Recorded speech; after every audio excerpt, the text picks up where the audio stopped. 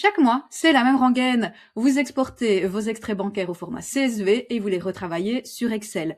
Parfois, vous récupérez des choses plus ou moins potables, mais vous passez quand même du temps à faire des copier-coller et des formules à la main. Parfois, vous récupérez ce genre d'horreur et vous savez vraiment pas quoi en faire.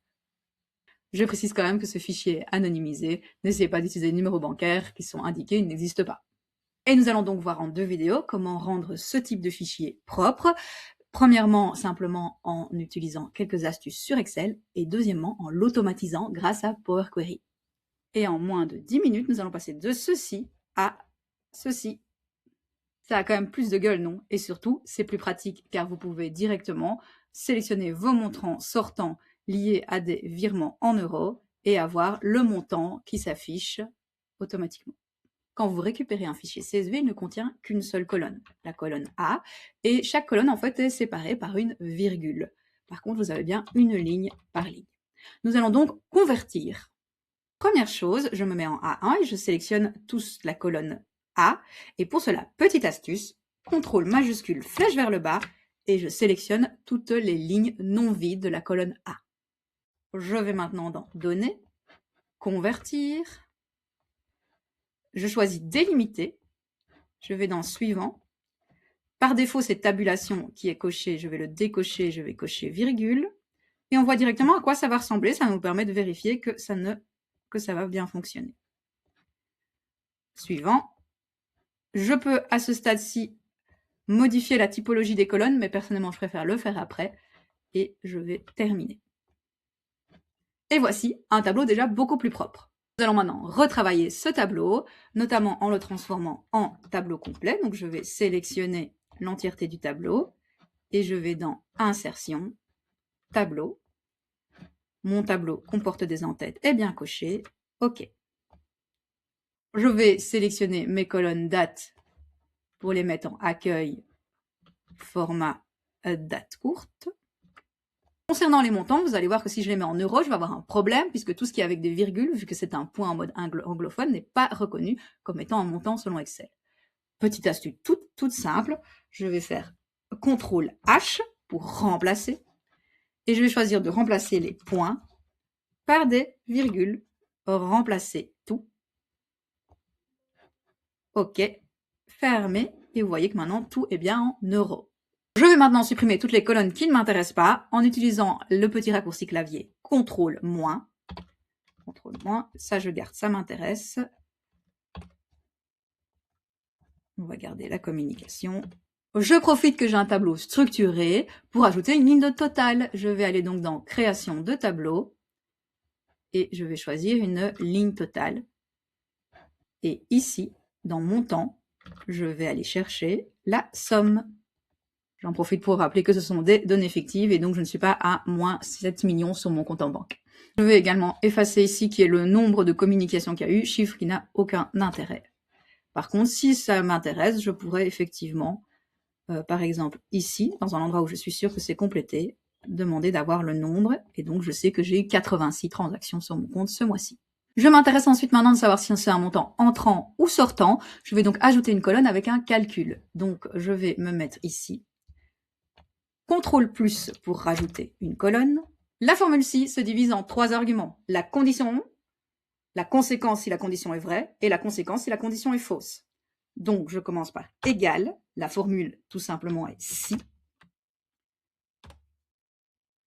Mon test logique est donc que mon montant soit supérieur à 0. Point virgule. Si mon montant est supérieur à 0, alors c'est un montant entrant. Donc, je le mets entre guillemets pour dire que c'est du texte entrant. Point virgule. Sinon, donc si mon montant est supérieur à 0, supérieur ou égal en fait, alors c'est un montant sortant, entre guillemets pour dire à Excel que c'est du texte. Je ferme ma parenthèse, OK. Magie du tableau structuré, j'ai fait la formule une fois, elle se propage sur tout mon tableau structuré. Quel intérêt de faire ça? Et bien maintenant, je vais pouvoir filtrer très facilement.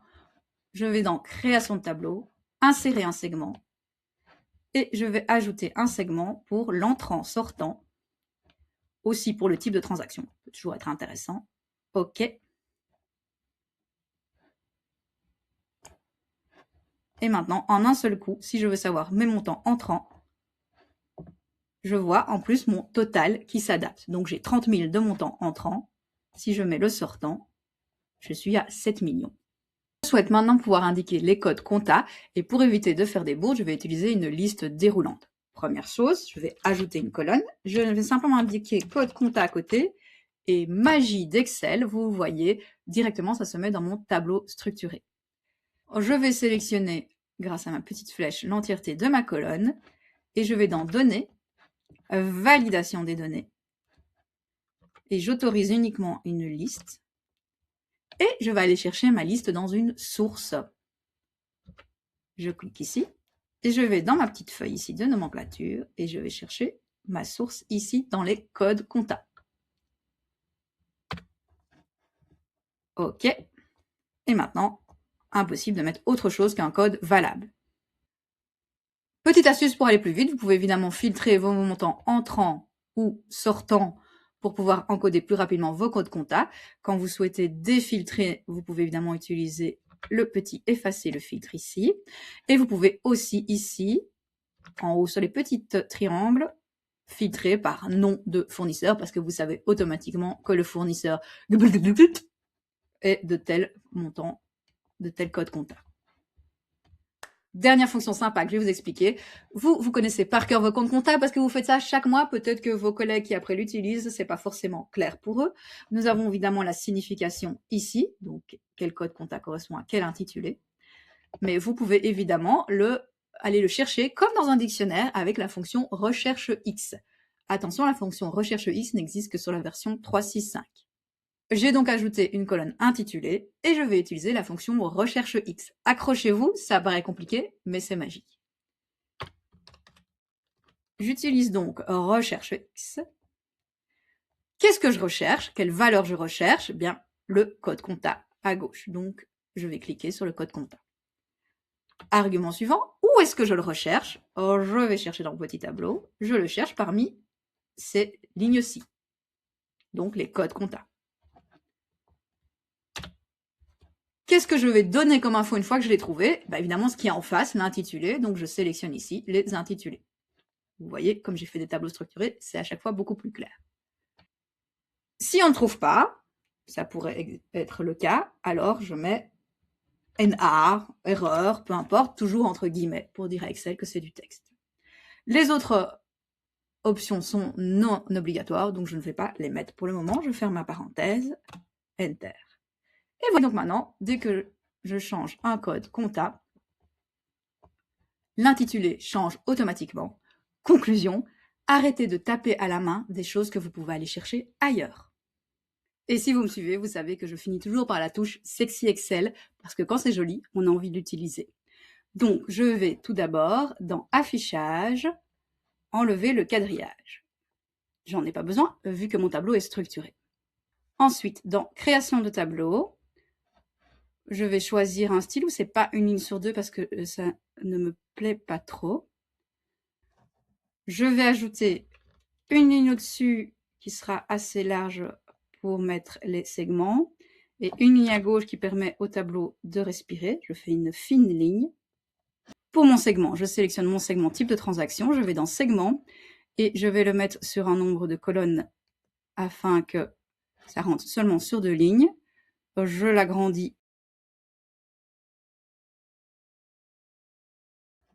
Je vois que ça correspond à une hauteur de 2,73. Je vais mettre aussi 2,73 sur l'autre segment. Pour aligner mes segments, je sélectionne les 2 segments en sélectionnant le premier puis majustuler le deuxième.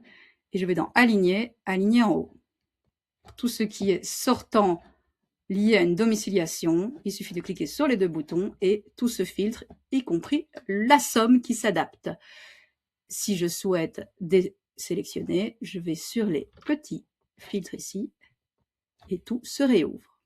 Et voilà, en un one-shot, vous transformez un format CSV très cracra en un format Excel avec un tableau structuré, des segments pour filtrer, des formules pour avoir des informations facilement. Et l'étape d'après, eh bien, c'est tout d'abord d'utiliser des tableaux croisés dynamiques pour faire parler vos données. Pour ça, je vous invite à voir mes vidéos sur le sujet. Mais aussi, si vous faites ça chaque mois, plutôt que de le faire chaque mois, l'automatiser en utilisant Power Query, ce qui fait qu'il suffira de glisser votre fichier dans un dossier et votre tableau se mettra à jour automatiquement sans plus rien faire. On voit ça à la vidéo niveau 2. Nous venons d'illustrer la règle d'or dans Excel, ne faites quasi jamais de copier-coller. Vous avez vu, pendant 10 minutes, je n'ai jamais utilisé le CTRL-C ou le CTRL-V.